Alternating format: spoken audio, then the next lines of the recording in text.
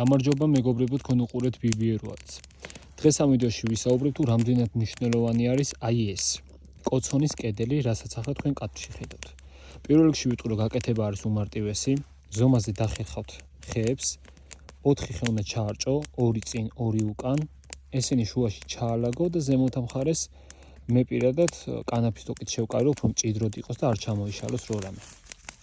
ცეცხლის შედარებით აქეთ უნდა გამოწიო, ზედ რო არ გადავიდეს კოცონის კედელზე და დაანთო კოცონი. შენ სადღაც აქ იქნები და შენს უკან უკვე აი ამ შემთხვევაში ჩემთან არის კარავი. კარვით იქნები თუ თავშესაფარი გექნება ხისგან გაკეთებული, მნიშვნელობა არ აქვს. ანუ ამის მნიშვნელობა რა არის? პირველ რიგში ის, რომ კვამლი შენსკენ არ წამოვა, ან წავა გვერდებზე, ან ისევ კოცონის კედლის მხარეს, ეს ფიზიკის კანონია, რომ შენკენ აღარ წამოვიდეს.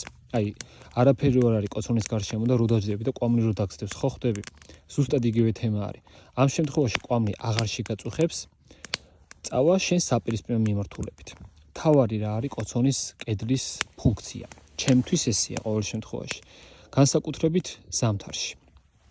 სითბო, როდესაც კოცონს კედელი არ აქვს, ან ჰაერში მიდის, ან იქით, ეს სითბოს ენერგია იფანტება. ამ შემთხვევაში, როდესაც კოცონს კედელი აქვს, თქვენ მიერ დამზადებული, სითბო აღარსად არ მიდის, არ იკარგება, აი ზუსტად ესე ტრიალებს და მოდის თქვენკენ.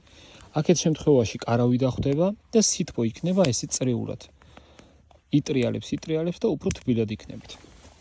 აი ძალიან ბევრჯერ გამიკეთებია ისე, რომ ზამთარში ყოფილი ლაშქრობაზე და კოცონის კედელი არ გამიკეთებია.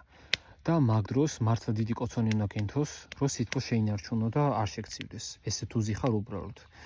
და ამ შემთხვევაში, აი წეგან კაცშიც ნახეთ, პატარა კოცონი მინთია, მაგრამ იმდენად კარგი სითბო არის, რომ ახლა რომ ტყეში 2 გრადუსი არის, საერთოდ ვერ გძნობ.